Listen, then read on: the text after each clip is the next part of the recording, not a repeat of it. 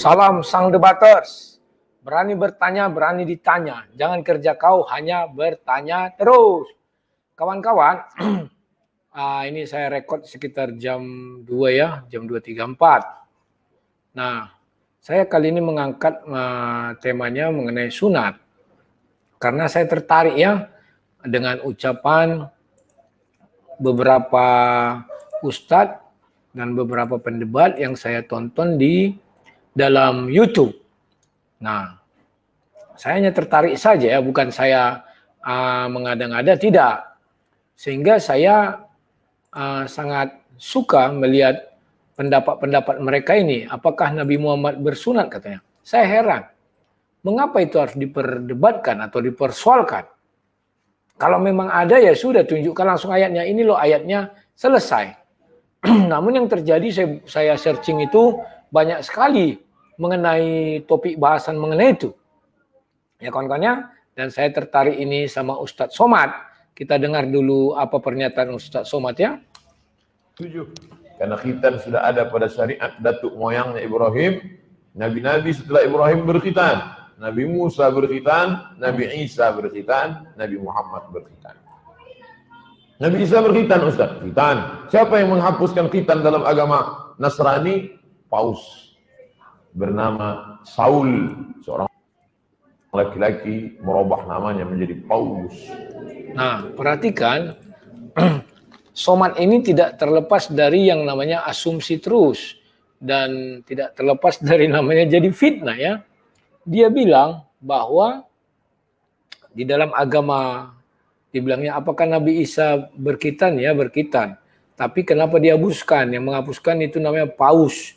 Paus namanya Saul. Saul jadi Paulus. Sejak kapan Paulus ini jadi Paus? Saya heran ini.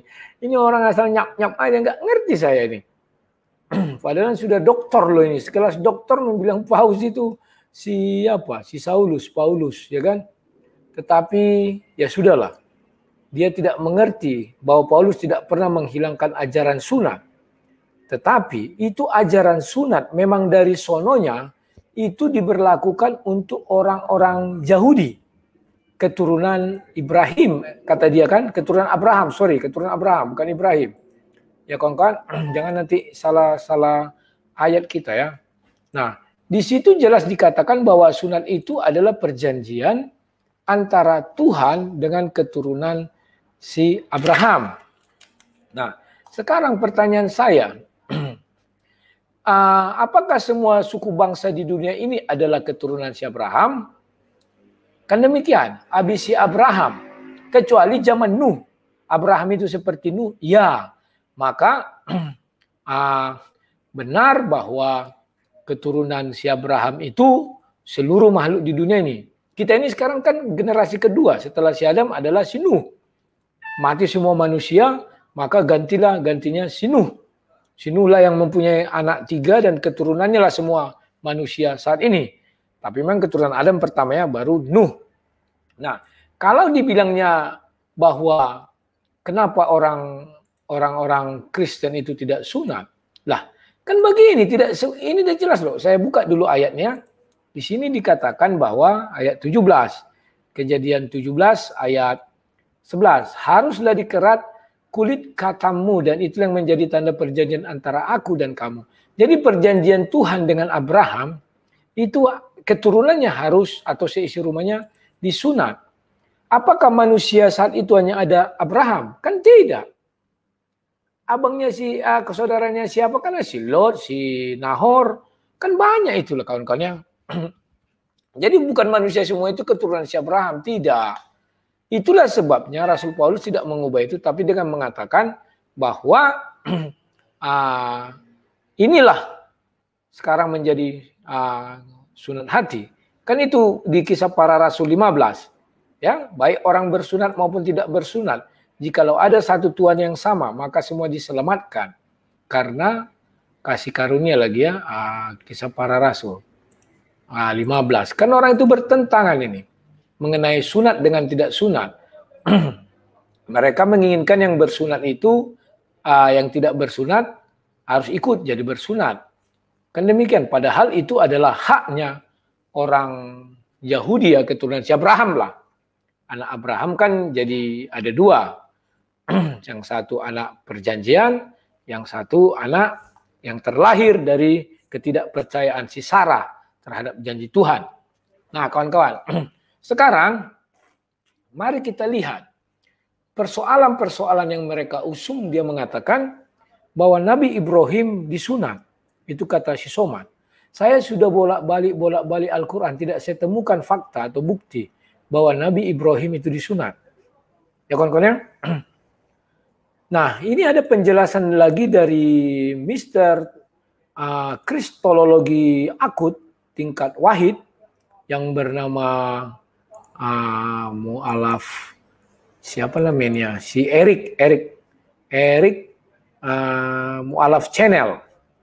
Kita dengar dulu apa pendapat Erik mu'alaf channel ini ya. Dia sepertinya percaya diri sekali untuk menerangkan hal ini ya. Saya tidak tahu dari mana dia dapat data-data ini. Harus disunat. Memang kalau disebut secara eksplisit satu item atau satu ayat tentang hitan atau sunat itu tidak ada. Tetapi Allah Subhanahu wa taala mengemasnya dalam satu paket, bahwa hitan atau sunat ini sudah dipaketkan dalam milata atau milahnya Nabi Ibrahim alaihi salam.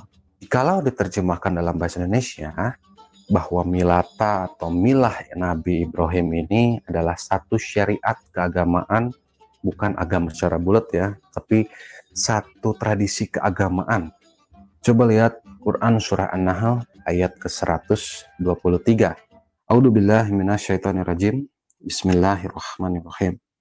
ثم أوحينا إليك أن اتبع ملة إبراهيم حنيفا وما كان من المشركين. Yang artinya, kemudian kami wahyukan kepada Muhammad, ikutilah agama Ibrahim yang lurus, dan dia bukanlah termasuk orang yang musyrik. Nah, ikutilah agama Ibrahim yang lurus. Ketika wahyu ini turun kepada Nabi Muhammad pun bersabda dalam hadis riwayat Bukhari dan Muslim. Nah, perhatikan ya. Dia mengatakan bahwa dengan berdasarkan ayat tadi, ikutlah milah Ibrahim. Dia mau mengatakan bahwa di dalam milah Ibrahim itu ada mengenai salah satu ajarannya adalah sunat. Di mana itu tertulis?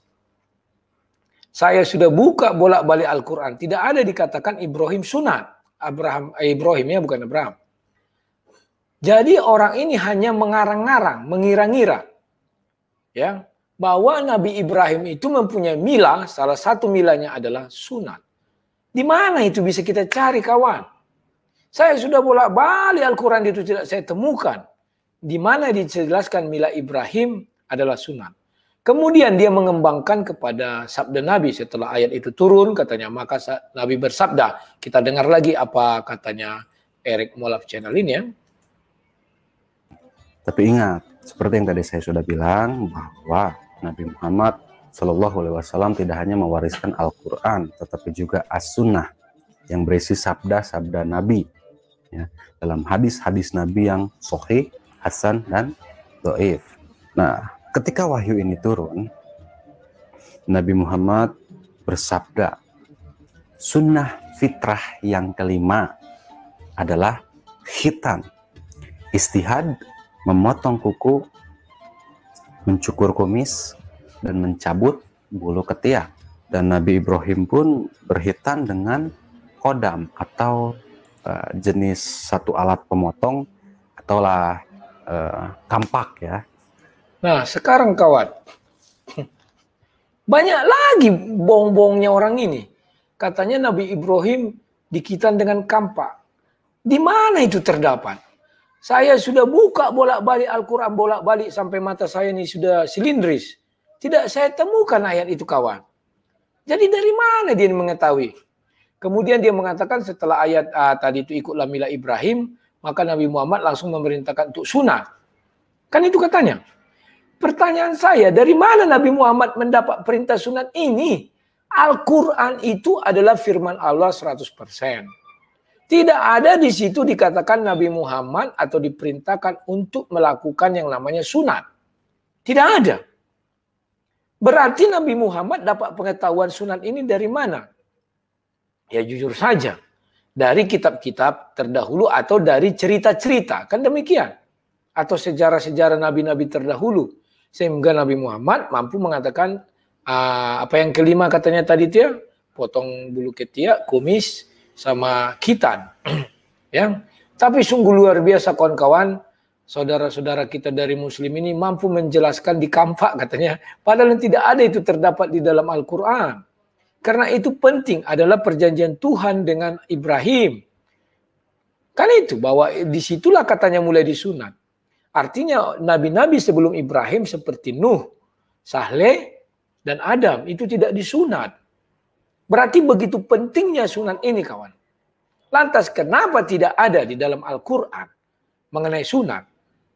Justru ada di dalam hadis. Saya heran. Posisi hadis ini di mana? Apakah lebih tinggi dari Al-Quran? Karena saya lihat lama-lama hadis yang lebih lengkap daripada Al-Quran. Al-Quran sendiri tidak mampu menjelaskan mengenai sunatnya Ibrahim. Kenapa Ibrahim harus disunat? Dan dengan apa? Tapi orang ini, si Erik Bala-Bala ini, bisa menjelaskan Nabi Ibrahim disunat dengan kampak. Dari mana itu jalannya itu ya kawan-kawan ya? Jadi kawan-kawan, terutama kepada saudara-saudaraku yang muslim, tolonglah kalau berbicara, bicaralah firman Tuhan. Karena firman Tuhan itu nomor satu di atas segalanya. Ya, saya sudah cari di Al-Quran, saya tidak temukan. Mungkin saya ketelingsut, yang saya cari sunat padahal tulisannya khitan di dalam bahasa Arab. Kalau bisa kita minta tolong sama Mr. Zulkifli M. Abbas. Karena dia selalu mengatakan yang kau baca itu adalah terjemahan. Jadi yang dibaca daripada si Erik Mu'alaf Channel ini terjemahan. Bahwa dia adalah juga umat terjemahan kalau kata Zulkifli M. Abbas. Di kitab suci yang dipegang Zulkifli M. Abbas ada ayatnya mengenai sunat. Kenapa saya katakan demikian? Dia kan selalu mengatakan yang kau baca terjemahan. Berarti yang di aslinya ada. Sama kemarin ketika dia berdebat sama orang melalui WA itu kan dia bilang yang kau baca terjemahan. Artinya di Al-Quran yang asli itu ada ayat mengenai sunat. Jadi si Mu'alaf Channel ini harus belajar kepada Zulkifli M. Abbas. Bahkan mungkin di Al-Quran ditulis Nabi Ibrahim disunat dengan sejenis kapak. Karena si Zulkifli M. Abbas selalu mengatakan yang kamu baca terjemahan. Artinya di Al-Quran yang asli ada itu. Cuman kita nggak paham. Kalau siapa ini kan asal nyap-nyap aja nih si Mu'alaf Channel ini. Karena dia pun tidak paham itu bahasa Arab. Baru-baru belajarnya dia. Cuman sudah mentalnya kuat. Nyap-nyap-nyap-nyap. Ya. Dan juga tadi Ustaz Somad mengatakan bahwa Nabi Ibrahim disunat, Musa disunat, Nabi Isa disunat. Saya yakin itu di Al-Quran ada. Saya yakin loh. Jangan kalian menjadi antitesis dari saya. Saya bilang saya yakin, kalian nggak yakin. Padahal itu bukan kitab suci agama saya. Kenapa saya di luar agama kalian bisa meyakini? Karena ulama-ulama atau ustadz-ustadz seperti Abdul Somad sudah doktor loh.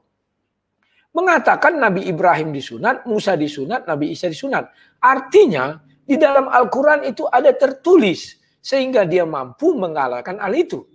Kalau tidak ada tertulis, tidak mungkin si Somad mengatakan hal itu. Lucu. Ya kawan-kawan, contoh. Misalnya tidak ada ditulis di Al-Quran itu mengenai apa ya? Mengenai katakanlah Yesus disalib atau Nabi Isa salib. Tidak ada. Nah berarti benar. Karena ada tertulis di Al-Quran, An-Nisa 157 bahwa Nabi Isa tidak disalib, tetapi yang diserupakan. Benar. Maka daripada itu ketika si Ustaz Somad bicara mengenai Nabi Ibrahim, Nabi Musa dan Nabi Isa disunat, pasti ada di dalam Al-Quran yang dipegang oleh Ustaz Somad. Ini harus kita mintakan kepada dia. Please tolong. Ambilkan ayatnya, bacakan kepada kami. Biar banyak orang tidak berprasangka-prasangka buruk. Saya tidak suka membahas misalnya apakah Nabi Muhammad sunat. Tidak ya, tidak pada itu saya membahasnya. Tapi lebih kepada sunat itu sendiri. Dan sangat dianehkan 5 rukun Islam. Mengapa sunat tidak masuk? Karena begitu penting sunat ini. Karena itu ada perjanjian Tuhan dengan Ibrahim. Dan Nabi Muhammad disuruh untuk mengikut milah Ibrahim. Milah Ibrahim yang paling bagus ya setelah tauhid baru sunat. Mengapa tidak dimasukkan di dalam 5 rukun Islam? Karena itu begitu penting. Dan saya selalu melihat ustaz-ustaz setiap ada orang mau disunat, mau masuk Islam ditanya, kamu sudah sunat apa belum? Kalau belum sunat harus disunat. Betapa pentingnya ya kawan-kawan ya. Nah, tolong dibantu kami Ustadz Somad, Mu'alaf Channel, atau siapa sajalah. Zulkifli M. Abbas, karena kami yakin seperti kata Zulkifli, kalian umat terjemahan. Yang kalian baca itu adalah bukan Al-Quran, tetapi terjemahan. Saya yakin apa yang diucapkan Zulkifli itu benar 100%. Bahwa di Al-Quran yang dipegang Zulkifli, yang dipegang Ustadz Somad, itu ada tertulis. Tapi kalau yang dipegang orang ini, syair ini memang nggak ada. Karena dia umat terjemahan. Kata si Zulkifli M. Abbas ya. Nah ini yang mau kita nanti-nanti dari mereka. Oke? Kawan-kawan? Kalau kalian bilang itu misteri. Oh enggak, itu bukan misteri. Karena itu sudah tercetus. Oke kawan-kawan, sekian dan terima kasih. Salam sang debaters.